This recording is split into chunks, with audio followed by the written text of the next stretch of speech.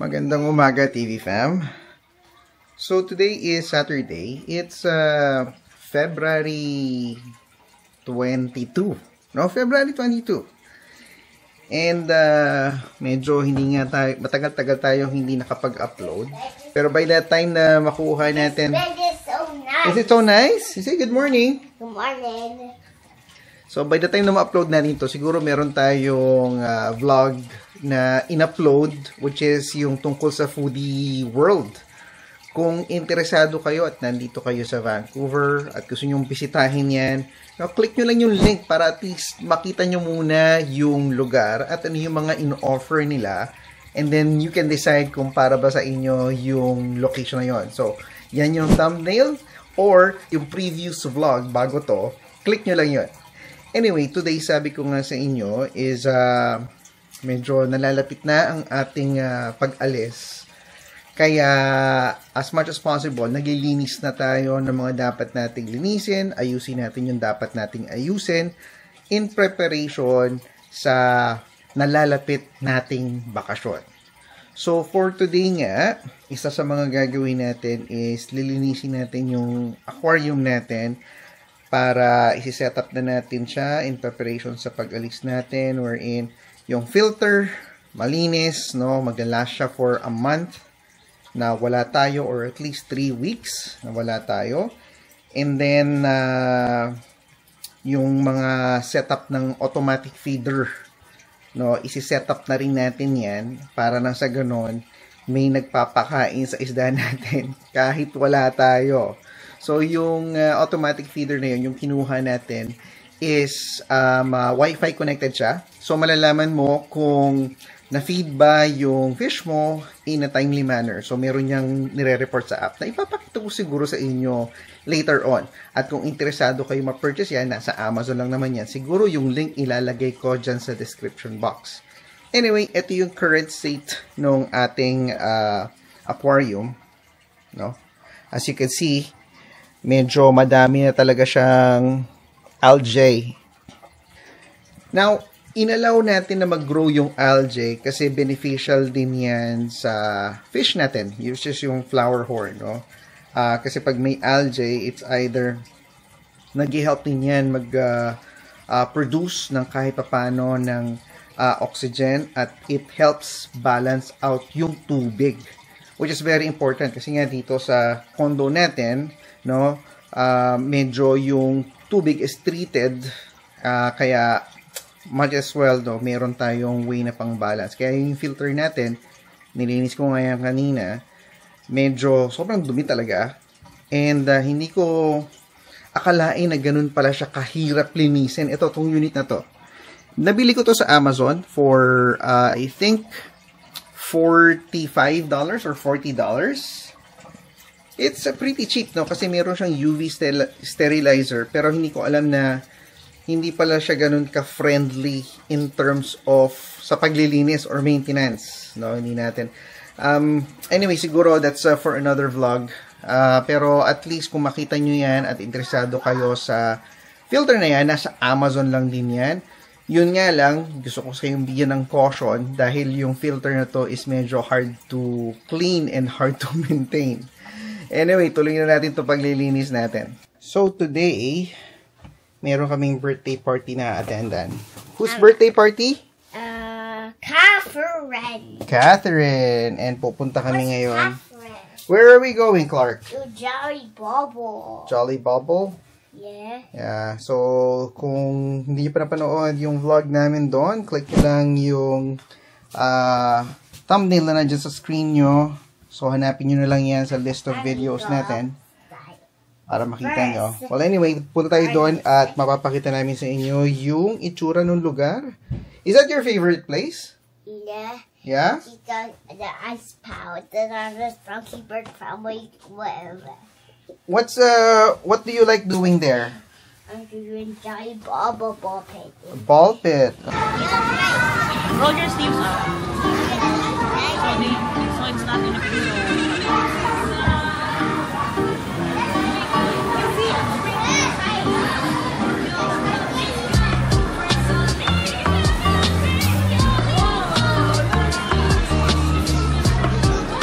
Daming tao.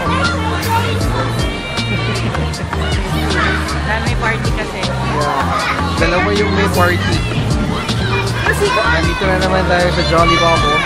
Happy birthday, Catherine! Oh, Catherine!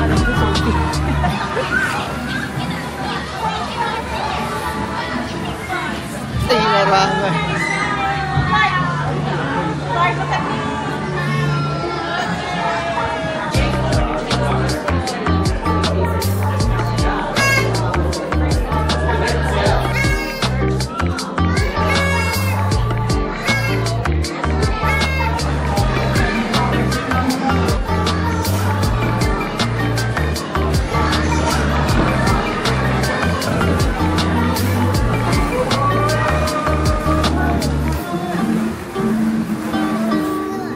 Hello TV fam, so tapos na nga yung party na inattendan natin.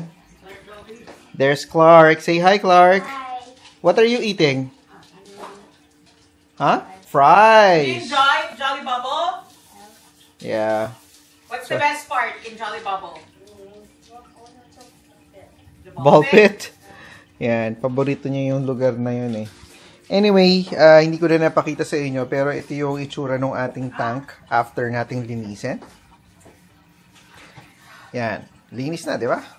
So, medyo nakapaganda na tayo. Mamaya papakita ko sa inyo, ilalagay natin yung automatic feeder nung ating aquarium para as early as now matest at ma-dry run na natin. Pero maya-maya lang, mag-i-empake tayo. No? Para at least as early as now, medyo prepared na tayo. Pilas kong, ano yan?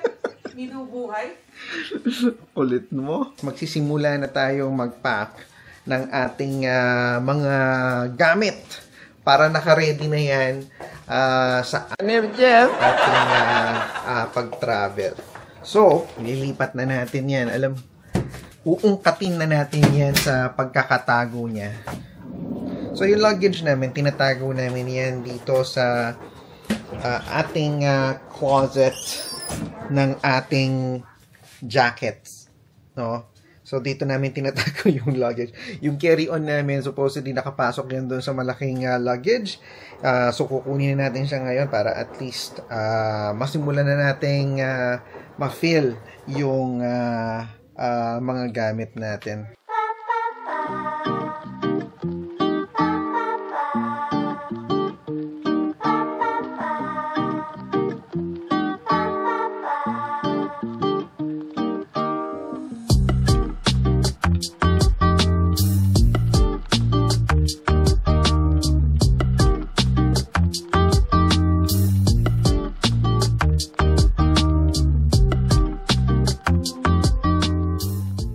Hello TV fam.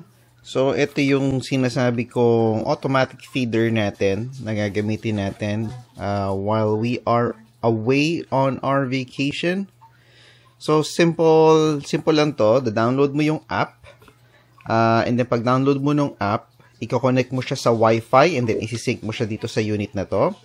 And then from there, pwede mo na makontrol yung feeding time mo. And then pag na-connect mo na yung app dito sa unit na to, pwede mo na siyang kontrolin as to anong status niya, nakapag-feed na ba siya ng certain aquarium or nung kung saan man siya naka-install, and then malalaman mo rin kung ilang beses. Depende na lang yan sa setting mo. So, ang kasama dyan would be yung cord, and then kailangan mo lang kumuha ng adapter. So, meron akong spare na adapter para sa pag-charge ng phone. Kasi USB siya to, ano ba siya? Micro USB. Yeah. Yan yung connection niya papunta dito sa unit. So, i-install natin yan doon sa labas. And then, mag-i-install din tayo ng isa pang unit dito naman sa kwarto natin para doon sa isa nating aquarium. Okay, so para malagyan mo ng feed yung unit natin, so hahawakan mo siya dito. Makikita mo naman. What are you doing? Nothing. Siyempre, curious si Clark, no? So, meron naman dito nakalagay na label. Makikita nyo dyan. No? So, ito, dapat hindi nyo to tinutwist. As is lang siya dapat talaga. So, again, hawakan nyo siya dyan. And then, i-pull mo siya ng konti lang. Huwag niyong puwersahin masyado. O, ayan. Pag ano, no? Yan. Ito nyo ba? Yan. Tapos, yung nasa loob na yan, huwag niyong tatanggalin yan. Kasi, ano yan eh, parang silica gel or desiccant na sinasabi para walang moisture yung pagkain. Kasi pag nagkaroon ng moisture sa loob, magdidikit-dikit yung pagkain ng or yung feed ng fish. So, lagyan natin siya.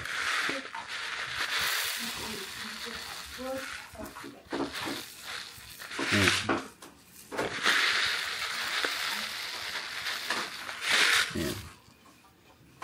Ayan naman na siya. Ewan ko kung nakikita nyo. Hindi ko muna pupunuin kasi trial phase pa lang naman itong gagawin natin. So, where is it? What? Tapos ito meron siyang notch sa ilalim. Yan. Balik nyo lang sa ilalim and then ipupush nyo. Yun na. That's it. So, ngayong nalagyan na natin siya ng feed, dito naman, makikita nyo to sa taas na to. Ito yung, kung gaano kalaki yung mga pellets ng fish nyo, yun yung ilalagay nyo na space naman dito sa taas. Yan. Yan ang magdidictate kung gaano kadami. Ito yung may butas dyan, no? Tsaka dito maliliit. Since dinadiet din natin yung isda natin, lahat na lang nakadiet eh, no? Hindi, kasi pag masyadong madami yung feed niya, lalo na mawawala tayo for 3 weeks, yung tubig naman, dudumi. So, kailangan make sure mo din na healthy yung tubig. So, normally, pagka umaalis tayo, nag-iiwan lang tayo ng konti, maliit talaga, para malaman natin kung okay ba yung pag-feed niya. Ayan, o. Mga 3, mga ilan to? Mga 10 pellets yung hinuhulog niya, which is I think enough. Ayan.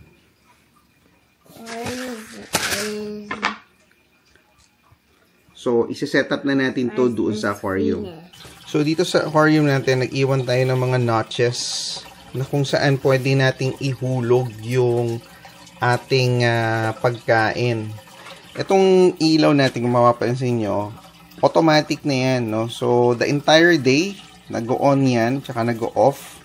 Para nga, pagka gantong klaseng mga instance, hindi na tayo problema kasi hindi natin malaman kung yung weather ba natin dito sa Vancouver, is it gonna be sunny or rainy? Pag rainy, walang masyadong ilaw, no? So, Snowy too. and snowy too, sabi nga ni Clark.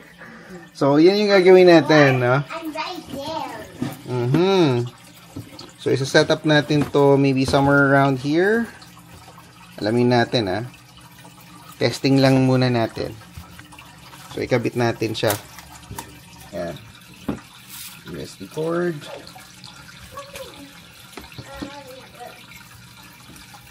Tignan natin kung saan siya mag-rotate.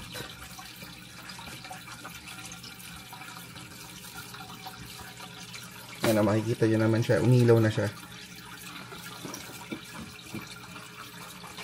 Anyway, so since umilaw na siya, pwede mo siyang i-manual na i-feed. I-press mo lang tong button na to. Ayan, try natin, ha. Ayun, ganun yung rotation niya. Yun, oh, inahulog. Kung ganyan pala yung magiging position natin, ang mangyayari niyan, merong mga matitirang pellets.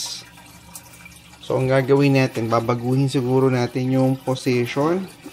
Ito, ililipat natin to ng kaunti. Yung ating lighting. And then, yung magiging position niya, ideally, ganyan. Yan, dapat ganyan. Para diretso. Pag nag-rotate siya, merong space dito, may space dito. So, yung mahuhulog, doon talaga sa mismo sa space. Tapos, ang gagawin natin dyan, lalagyan lang natin ng tape dito para hindi siya gumagalaw. Hindi siya ma-misalign. Tamo, ulitin natin. Para makita nyo yung actual Ayan siya. I-press natin ulit. Rotate. Ayun o, may mga nahulog na pellets. Yun na yun. And then, magre-record na yan sa app. Kung na-feed na ba siya, that time, at sasabihin niya sa'yo kung anong oras nagkaroon siya ng activation para mag-feed ng isda mo. Bale, ito na yung app para lang magkaroon kayo ng idea. So, nakasetup na kasi yan eh. Kasi last time na umalis kami, nagamit ko na yan. So, yung isang isa-setup natin para doon na lang sa bedroom natin. So, yan yung naka-indicate, yung parang pinaka-homepage niya. No, pwede mo siyang i-check. Ayan, standby. And then, dito sa baba, mapapansin nyo, meron dyang record. Click natin. Tapos, kanina, di ba, pinrest natin yung manual button niya to feed. Ayan o, na-record niya kung anong date at saka kung anong oras. So, pwede mo rin siyang i-feed manually by clicking here and then magro-rotate siya doon sa area. So, yun lang yun. So, pag nagdagdag tayo ng isa pang automatic feeder, yung unit na yun pupunta dito. Magiging 1 and 2 na siya. Yun na. So, all set na tayo sa automatic feeder natin para dito sa 30 gallons natin. Hi guys, I'm drawing some planets. Wow! Can you tell them about the weather? How's the weather? It's sunny. Today is, you say. Today is sunny. Today is sunny. Today is what? What day is it today? Sunny. No, it's Saturday yesterday. It was Saturday yesterday. So today is? This is Sunday. Wow! Today is Sunday. When are Good you job. going to the airport? March 8th. Mas excited pa sa amin yan eh. Kagabi pa lang, nung nakita niya nag-i-empake kami, sabi niya, let's go to the airport na kagad. Gusto niya na agad umalis. Medyo nafe-feel niya na rin yung excitement ng pag-alis. City of mine, how I love the city of mine. It never gets me down. City of mine.